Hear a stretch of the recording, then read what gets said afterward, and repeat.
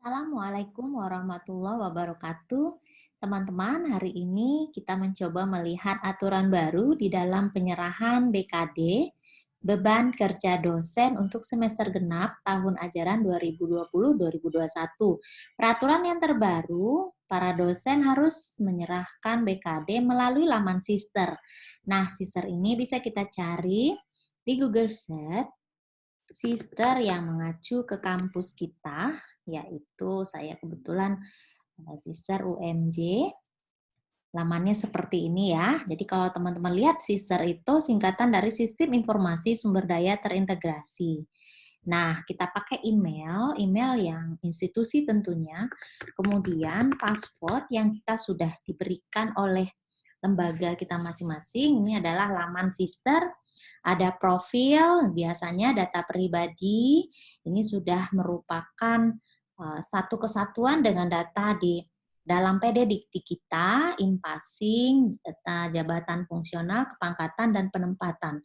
Jika terjadi perubahan data, kita bisa mengajukan riwayat ajuan perubahan di samping kanan kita ini. Nah, biasanya akan diterima oleh operator di diktinya. Kualifikasi, ada pendidikan formal, kita bisa masukkan datanya di sini, S1 kita, S2, dan S3-nya apa. Kemudian, diklat, jika Anda mengikuti diklat, di sini juga bisa ditambahkan datanya. Kemudian yang ketiga, riwayat pekerjaan. Nah, ini adalah kualifikasi akademik kita. Barangkali ada pekerjaan sebelum kita menjadi dosen, bisa ditampilkan di sini. Kompetensi berupa sertifikasi, ini udah otomatis ada ya, karena memang sudah lulus dari sertifikasi dosen, kemudian tes, ya, barangkali ada tes TOEFL dan yang lain-lain yang bisa teman-teman masukkan. Nah, ini yang terpenting. Pelaporan BKD nanti mengacu pada pelaksanaan pendidikan, yaitu pengajaran, bimbingan mahasiswa, pengujian mahasiswa, bahan ajar, data sharing, orasi ilmiah, pembimbing dosen, dan tugas tambahan. Poin kedua, pelaksanaan penelitian. Poin ketiga, pelaksanaan pengabdian dan penunjang. Nah, ini nanti yang akan dilaporkan di dalam BKD. Yang tahun-tahun sebelumnya kita melakukan secara manual, kemudian tahun lalu kita menggunakan BKD online, dan sekarang melalui link Sister yang terintegrasi dengan BKD itu sendiri. Nah, kita lihat satu persatu. Pengajaran. Ya, ini otomatis ada karena operator dari kampus sudah memasukkan data ini. Ini mata kuliah yang sudah saya ampu semester ini ya. Kemudian ada bimbingan mahasiswa. Ini yang sudah terlaksana beberapa waktu lalu nih. Bulan lalu kalau tidak salah nih mahasiswa sudah ujian ya, 3 orang. Nah, ini juga datanya dimasukkan oleh operator kampus. Pengujian mahasiswa kebetulan ini belum dimasukkan. Kemudian bahan ajar saya baru 1, ada beberapa hanya belum dimasukkan. Kemudian data sharing belum ada. Orasi ilmiah saya belum masukkan. Kemudian pembimbing dosen juga belum. Dan terakhir tugas tambahan. Ini barangkali operator kampus yang masukkan. Saya pernah menjabat sebagai kaprodi di PG PAUD UMJ tahun 2014 lalu. Ini adalah tugas tambahan. Nah, itu bahagian dari pelaksanaan pendidikan. Yang kedua, pelaksanaan penelitian. Penelitian kita apa? Bisa dimasukkan di sini secara manual. Kebetulan penerapan homeschooling ini merupakan hibah Kemendikbudristek yang memang sepertinya masuk secara otomatis ke sini ya. Nah, saya merasa tidak pernah memasukkan. Atau mungkin operator LPPM yang memasukkan, saya nggak tahu. Nah, kemudian penelitian ini juga ada publikasi karya. Publikasi karya ini kita lihat saya hanya memiliki 1 ya. The Effect of Regional ini merupakan seminar internasional yang saya sendiri juga merasa ini tidak pernah memasukkan, atau mungkin di sini sudah ada operator atau teman lain yang satu tim, dia sudah memasukkan, biasanya nge-link ke sini. Nah, yang menakjubkan adalah impor publikasi dari Sinta.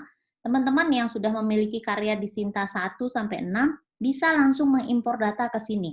Saya takjub juga ini ya, tanpa kita mengetik secara manual, karya kita bisa masuk sini secara langsung. Nah, di sini hanya satu baru karya saya. Mengapa saya malas ya mengisi sister ini? Padahal sister sudah ada berapa tahun yang lalu. Karena pernah trauma saya teman-teman. Dulu ada sistem yang sama, kita masukkan data ternyata kacau. Data saya masuk ke orang, data orang masuk ke saya. Akhirnya saya malas. Ini karena kewajiban sekarang BKD harus melalui sister, maka mau tidak mau saya ikut mengisi sister. Tapi baru mulai teman-teman, ya baru memulai, makanya di sini kan karyanya masih sedikit sekali. Nah, kalau kita tidak mengisi sister, tidak mengisi data BKD, berarti uang sertifikasi dosen nggak dapet. Nah, makanya harus diisi. Takjubnya begini loh, klik impor publikasi dari Sinta, maka masuklah semua karya kita. Kita tunggu 100%. Nah, jadi banyak ya. Masya Allah, jadi banyak itu. Wah, ini karya-karya di Sinta. Kebetulan Sinta saja baru yang bisa diimpor. Kalau Scopus sepertinya belum. Ada sebanyak 36 karya yang sudah terdeteksi dari Sinta, namun saya belum memasukkan secara manual, tapi ini nampaknya lebih mudah karena diimpor. Keterangan aksi kalau kita memilih impor berarti mengambil data publikasi dari Sinta ke Sister, timpa portofolio mengambil data publikasi dari Sinta dan menggantikan publikasi yang sama pada Sister. Ini tentunya saya tidak ya, karena saya belum punya data di sini. Abaikan berarti mengabaikan. Oke, kita pilih. Konfirmasi, saya impor. Jenis publikasi, ini apa? Konsep pendidikan Haja Uin Syarif Hidayatullah, berarti ini dulu adalah skripsi saya. Ya, lain-lain karena tidak ada pilihan ya. Kalau kita lihat di sini hasil penelitian pemikiran yang tidak dipublikasikan. Ini skripsi saya dulu teman-teman. Pilih kategori kegiatan, hasil penelitian pemikiran yang disajikan tetapi tidak dimuat. Nah, tapi tidak dimuat dalam seminar. Tidak tersimpan atau tersimpannya di perpustakaan. Nah, ini saya ingat skripsi saya masih ada di perpustakaan UIN. Kemudian aplikasi cooperative learning. Ini apa nih? Oh, konferensi Pacera ini ya, Pecera. Pecera ini kita impor saja, jenis publikasinya seminar ini internasional, berarti proceeding seminar internasional di Bali. Kategori kegiatan, hasil pemikiran yang dipresentasikan secara oral dan dimuat di publikasi. Tetapi waktu itu tidak ada ISBN-nya teman-teman, karena sudah lama ya. Nah, kita bisa pilih internasional aja, tidak ber-ISBN. Nah, semuanya ini kita klik impor, ya artinya nanti kita ingin ya data di Sinta itu pindah secara otomatis ke sister kita. Ya, nanti teman-teman lanjutkan, saya juga akan melanjutkan. Lalu kita lihat kembali ke pelaksanaan penelitian tadi ada paten haki. Sebenarnya saya banyak sekali punya paten, nanti saya akan tambahkan satu persatu. Ini baru satu, ini mungkin luaran dari hibah dikti ini ya. Udah otomatis masuk. Pelaksanaan pengabdian ada 3 kategori. Pertama pengabdian, ini otomatis mungkin operator LPPM VIP ini yang memasukkan karena ini adalah pengabdian fakultas di Sukabumi ya. Kemudian pelaksanaan pengabdian sebagai pembicara. Waduh, kalau saya banyak nih teman-teman pembicara. Hanya tadi ya saya belum masukkan karena menurut saya kemarin-kemarin aduh malas banget masukinnya gitu. Tapi sekarang udah wajib nih ya. Jabatan struktural juga di sini tidak ada. Dan kegiatan penunjang ini merupakan aktivitas kita di luar yang 3 tadi, di luar pengajaran, penelitian, dan pengabdian. Ada riwayat anggota profesi, kalau teman-teman yang aktif di organisasi profesi ya. Pengelola jurnal, saya ada sih ya untuk jurnal instruksional sebagai editor in chief nanti saya masukkan. Kemudian penghargaan, jika punya penghargaan saya ada beberapa juga.